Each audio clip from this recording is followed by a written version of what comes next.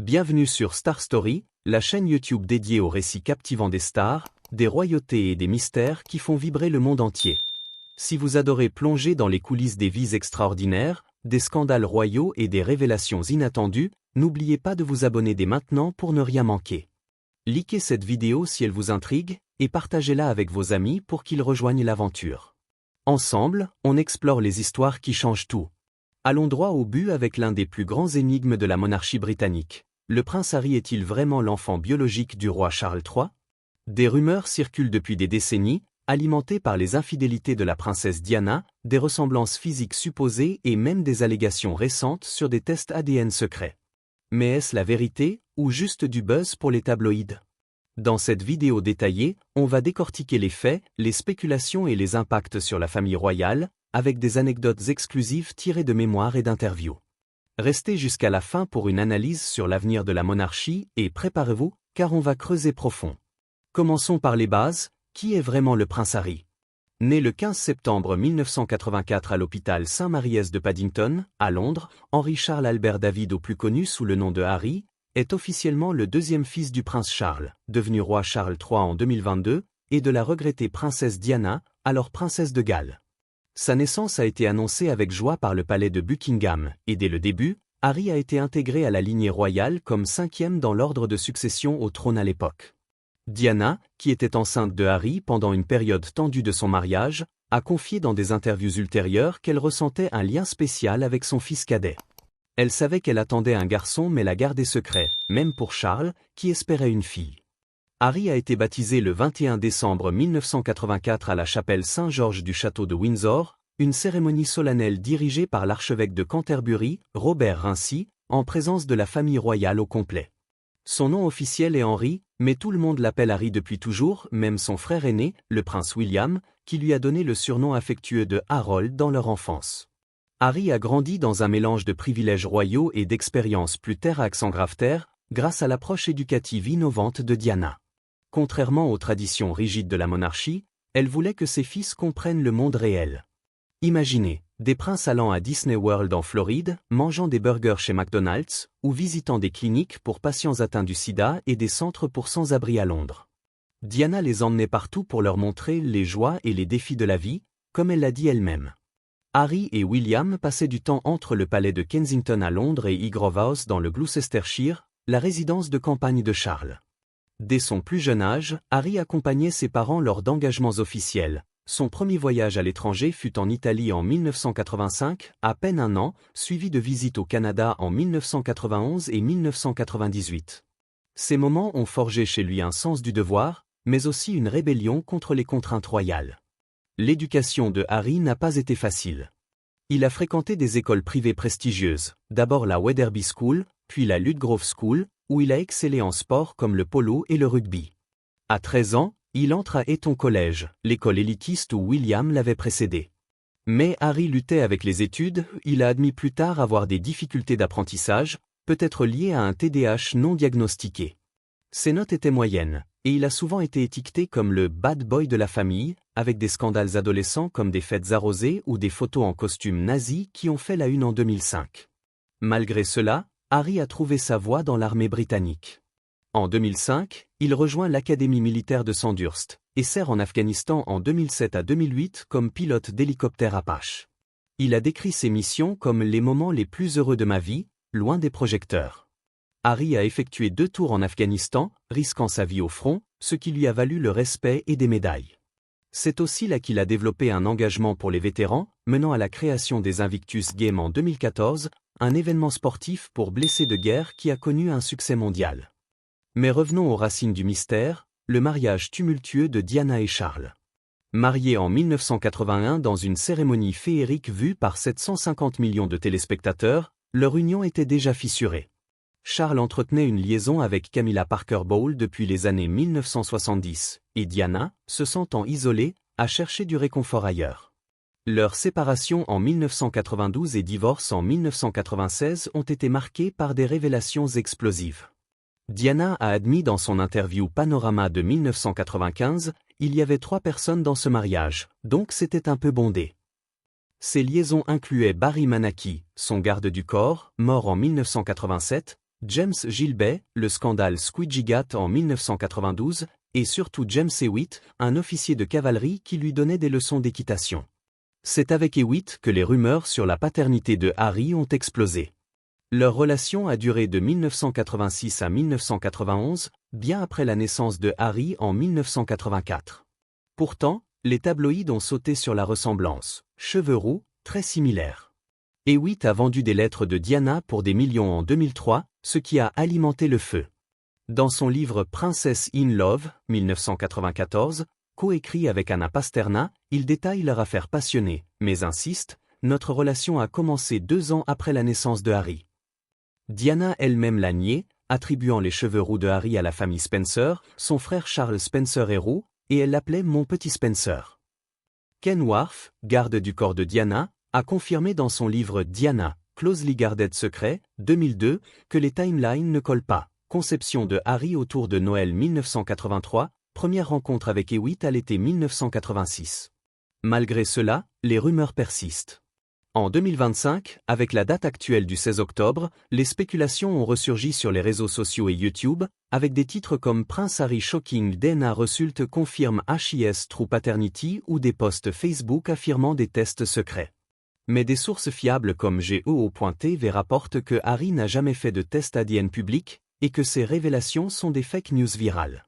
Dans ses mémoires Spar, 2023, Harry aborde directement cela, les journaux disaient que mon père biologique était James Hewitt. Papa Charles riait et riait, même si c'était une blague très peu drôle.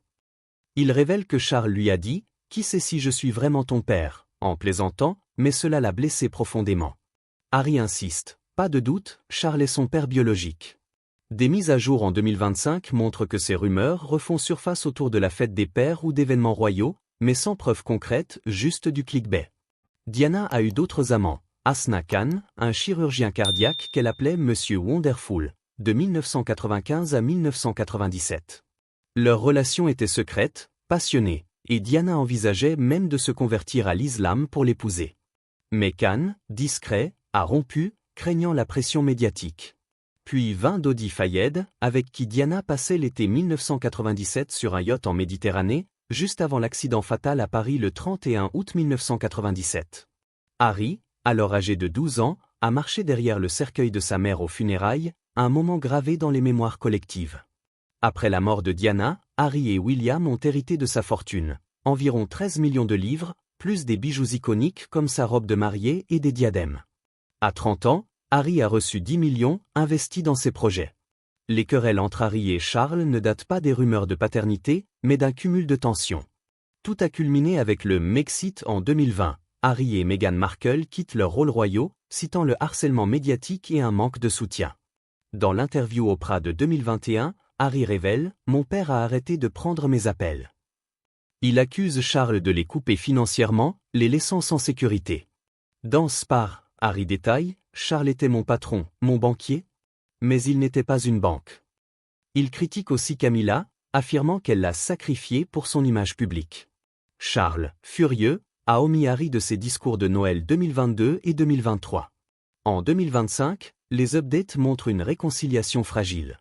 Harry a visité Charles après son diagnostic de cancer en février 2024, déclarant « J'aime ma famille. Je suis reconnaissant d'avoir pu le voir ». Une réunion en septembre 2025 a été positive, mais des tensions ressurgissent. Harry relance sa bataille légale pour une protection policière financée par les contribuables au Royaume-Uni, ce qui irrite Charles. Des sources comme Yahoo et News.com.au rapportent que cela a fait exploser la réconciliation, ramenant les choses à où elles étaient. Harry nie des détails sur le ton de la réunion, et Meghan encourage la paix. Charles, de son côté, offre des mots de réassurance lors de réunions royales, mais reste furieux de se sentir trahi. Quelles conséquences pour la monarchie?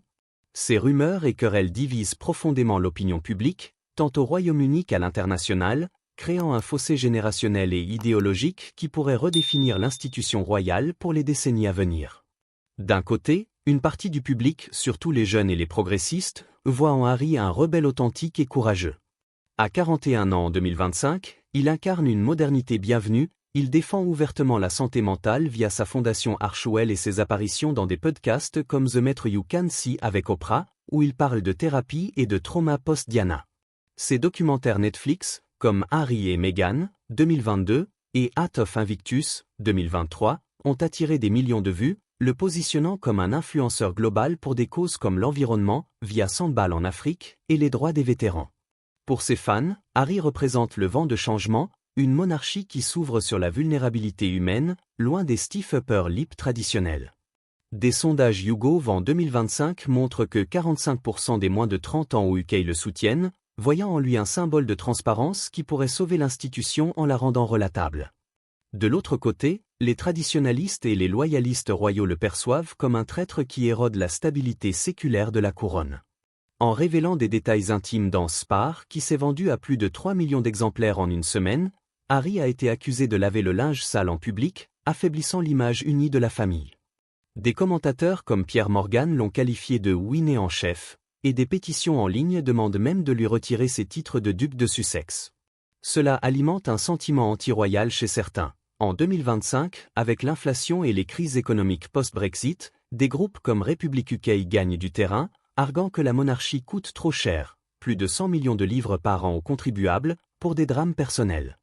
Les rumeurs de paternité, même démenties, ajoutent de l'huile sur le feu, elles remettent en question la légitimité même de la lignée, un pilier sacré depuis des siècles. Historiquement, la monarchie a survécu à pire, l'abdication d'Édouard VIII en 1936, le Annus Horribilis de 1992 avec les divorces et l'incendie de Windsor, mais en ère digitale, les secrets fuient via TikTok et X, ex-Twitter, où #HarryIsNotMyPrince a trendé en 2025. En 2025, avec Charles III affaibli par son cancer, diagnostiqué en février 2024 et toujours en traitement, l'attention se porte sur la transition vers William. À 43 ans, le prince de Galles prépare activement son règne, il modernise déjà avec des initiatives éco-responsables comme Earthshot Prize, et gère les devoirs royaux en l'absence de son père. Des sources palace indiquent que William, blessé par les accusations de Harry, comme des disputes physiques dans Spare, priorise la stabilité familiale restreinte avec Kate Middleton et leurs enfants George, Charlotte et Louis. Harry, exilé en Californie dans une villa de Montecito estimée à 14 millions de dollars, forge son chemin indépendant via Archewell, des deals Netflix valant 100 millions, un podcast Spotify, bien que controversé, et des livres comme Spare qui ont rapporté des fortunes.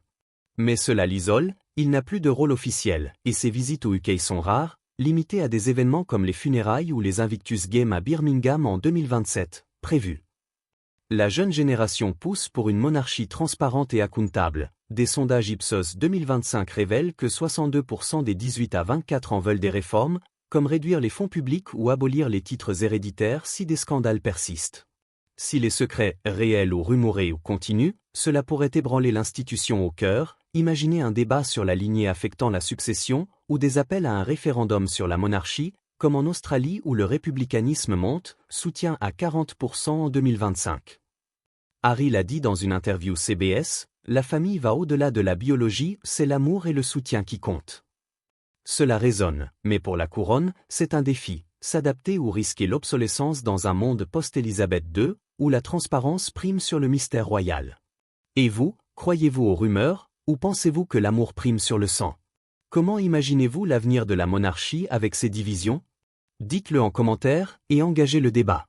Si cette plongée détaillée dans l'histoire de Harry vous a captivé, likez cette vidéo pour soutenir la chaîne, abonnez-vous à Star Story pour plus de révélations exclusives sur les stars et les royautés, activez la cloche pour les notifications, et regardez la prochaine vidéo qui s'affiche à l'écran, peut-être sur les secrets de Meghan ou un autre scandale royal. Partagez avec vos amis pour grandir la communauté Star Story. Merci d'avoir regardé jusqu'au bout, à bientôt pour une nouvelle Star Story qui va vous scotcher.